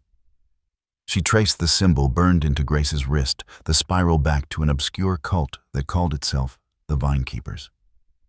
In the 1920s, they'd claimed to worship the cycle of growth and exchange. Their beliefs had twisted into the shadows, growing darker with each generation. She learned of disappearances in the 1950s, a rash of lost children in the 1970s, and a missing school group in 1989, whose case had been buried by a sheriff's sudden retirement. She tracked down a retired social worker, Mrs. Hanley, who remembered a little boy with a vine tattoo on his ankle, found wandering Highway 3 in 1964. He never spoke again. Hanley whispered over the phone voice, thin with fear. But he drew. Always vines, always spirals. Like they meant something only he understood. The unease in Cedar grew. It started small. A teacher at the elementary school found a manila envelope in her mailbox, inside a single braid of green cord and a scrap of paper with the spiral drawn in ink. The mayor's office received a postcard. Vines remember what roots cannot. Families of the rescued kids got cryptic letters, each bearing a crude hand-drawn symbol, a noose made of twisted stems, a mask, a child's face half sketched, half erased. Charlotte felt it most in the hospital, the air charged with things unsaid. Grace, Noah, and Liam spent restless nights, their faces tense even in sleep. The psychologist said the nightmares would pass, but every day the drawings grew darker. Eyes floating in shadows, hands reaching from beneath the earth, mouths sewn shut by vines. Grace stopped speaking for a full day, then woke in a cold sweat demanding to see Charlotte. "She's not done with us," Grace pleaded. "She said the circle never closes. She said I'll be back with her soon." The staff installed extra security in the hospital, locking the windows at night. But the fear was not of what waited outside. It was what had been brought back from the woods, what lingered in the marrow of the rescued children. In moments of silence, Charlotte caught herself scanning the corners, jumping at shadows, feeling watched. She chalked it up to exhaustion, to too many years staring down darkness and never seeing it blink. Then one rainy evening, as Charlotte sat at her borrowed desk sorting through a pile of files, the hospital phone rang. It was after hours, the switchboard long closed. She hesitated, then picked up. The line crackled faint, as if stretched across an impossible distance. "Hello, this is Detective Reed." A pause. Then a child's voice, soft and high, but flat, as if reading from a script. "It's not over. You didn't break the circle. The vines grow back. The loop begins again." Charlotte's blood ran cold. "Who is this? Where are you?" A whisper barely audible. "The one who remembers. The one who waits. The one you left behind." Then the line went dead, the dial tone slicing the quiet. Charlotte sat frozen, the receiver pressed to her ear. Outside, rain battered the window, and a wind picked up, rattling the panes. She wanted to believe it was a prank, the fever dream of a traumatized mind. But she couldn't shake the feeling the circle was not closed, only redrawn. The next morning, another drawing was found, taped to the hospital entrance. It showed a forest, dark and dense, with a trail winding through. At the trail's end, 5 children stood in a circle, 4, smiling, one face blank, erased. Above them, a ring of vines open, unfinished. Charlotte took the picture, heart pounding, and tucked it in her pocket. All around her, Cedar was waking up to a new kind of fear, a terror that lingered not in the forest, but in memory, in ritual, in every shadow that fell too long or too thin. The official reports called the case closed, but Charlotte knew better. Some nights, when she walked the empty hospital halls, she could feel it, the ghost of Olivia, of the vine keepers, of every lost child whose name was never truly spoken. She would carry that unease like a badge, like a wound, knowing the circle waited for its next turn. And somewhere in the tangled heart of the woods, the vines crept and curled, patient as the dark. The night air by the Cedar Creek was alive with 1,000 layered sounds.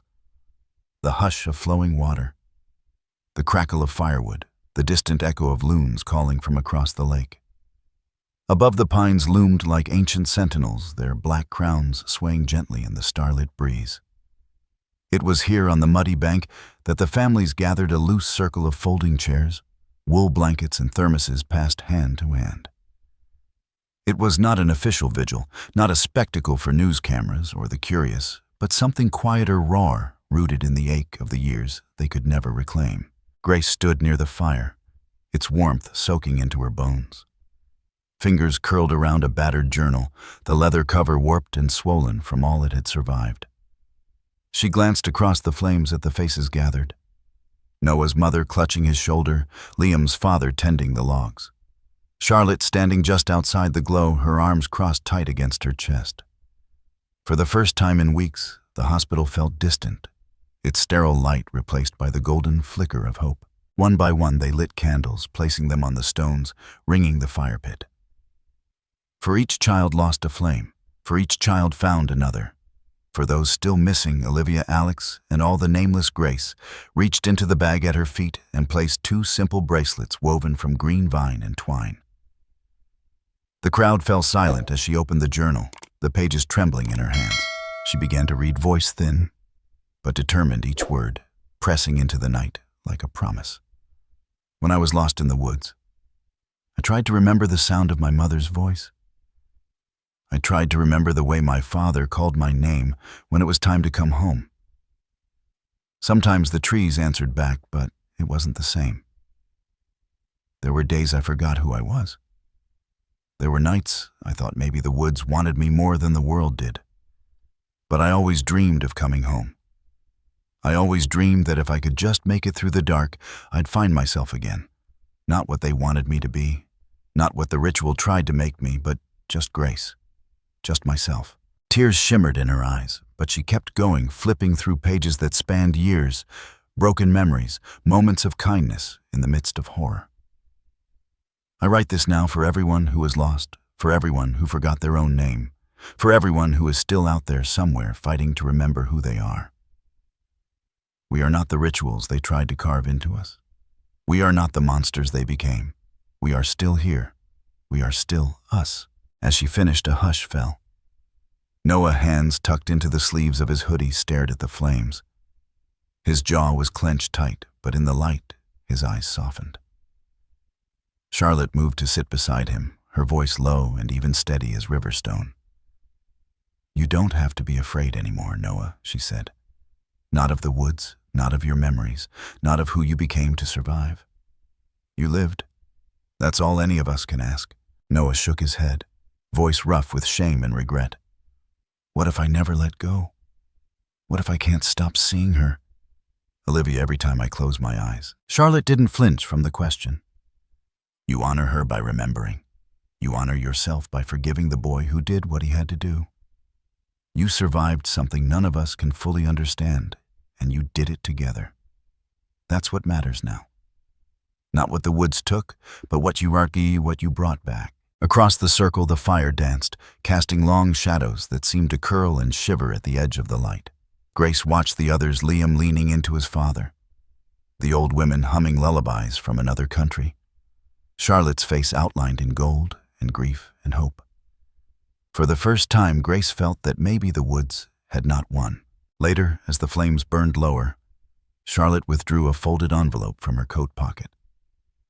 She stood and walked to the river's edge, her footsteps soft in the moss and mud.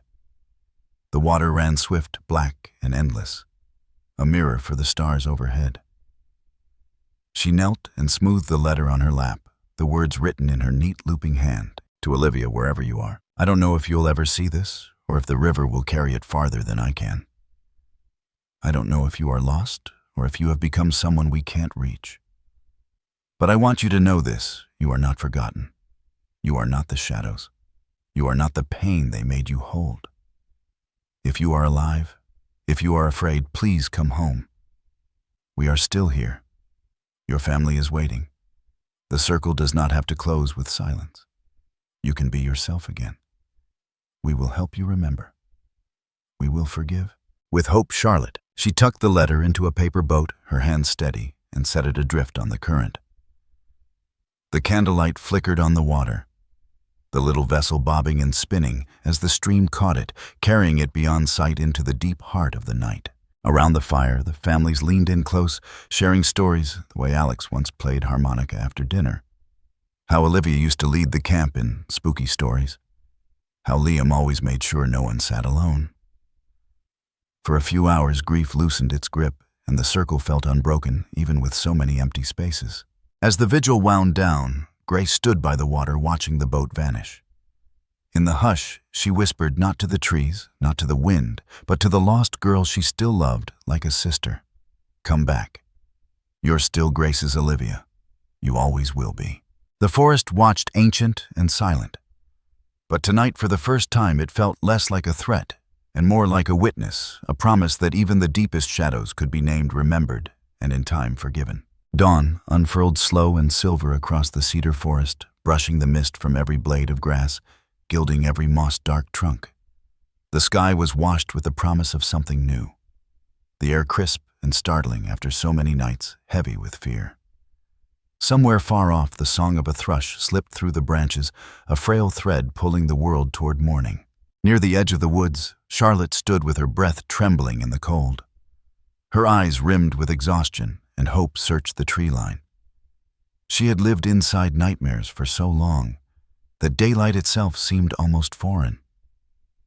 And then, as the sun's first rays split through the canopy there, they were three shadows emerging from the green dusk, Grace, Noah, and Liam, free at last. They moved carefully like deer, testing new ground. Their clothes wrinkled and torn, faces raw with tears. But in their eyes, something alive, something unbroken. As they stepped into the golden clearing, the whole search team paused, wordless. For a heartbeat, time itself seemed to stop. Charlotte ran to them, her boots thudding over pine needles, and pulled Grace into her arms. Grace shook with silent sobs, her fists clutching Charlotte's coat as if afraid the world might shift and she'd wake again in the dark. But Charlotte held her tight, whispering, "You're safe. You're safe. It's over." Noah and Liam stood just behind, blinking against the dawn. Their hands found each other, a silent pact. It wasn't the wild joy of rescue, but something quieter, survival solidarity, the slow, aching return to themselves. Their families waiting just beyond the camp ran forward, a tide of hugs and tears, and names shouted to the sky. For the first time, the cedar woods echoed not with fear, but with laughter and the wet, shaky sound of reunion. Yet for all the light, the forest kept its secrets. As the crowd swelled around the survivors, someone noticed a detail that set the breath trembling in their throats. On the gnarled root of an ancient cedar, there still hung the braided vine bracelet, its green faded, but whole left like a relic from another life. And carved fresh into the bark, as if drawn by a trembling unseen hand, was the outline of a girl's figure. Her hair streaked with white eyes, half in shadow, watching from just inside the gloom. Olivia. The memory of her lingered in every birdsong, every trembling leaf. Some wounds do not close, some questions do not have answers.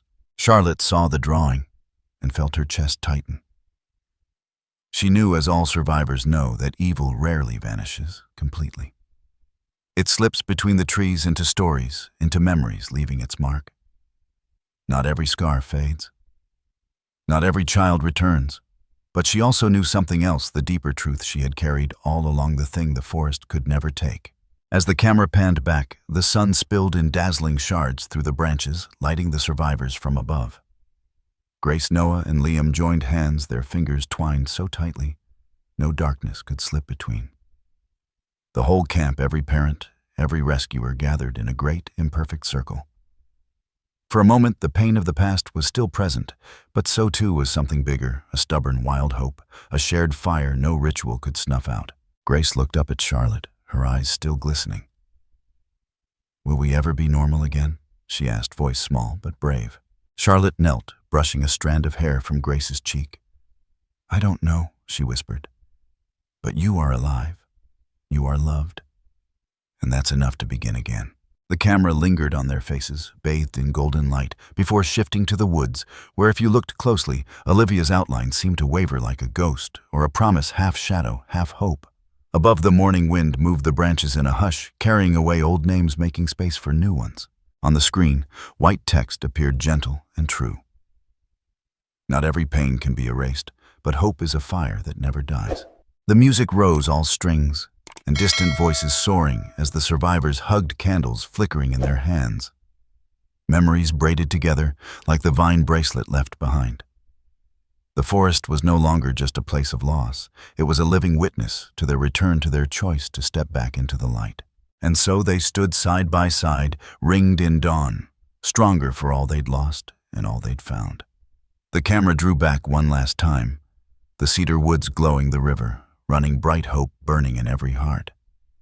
In the hush that followed, you understood this story would echo not just in nightmares, but in every act of courage, in every child found, in every name remembered.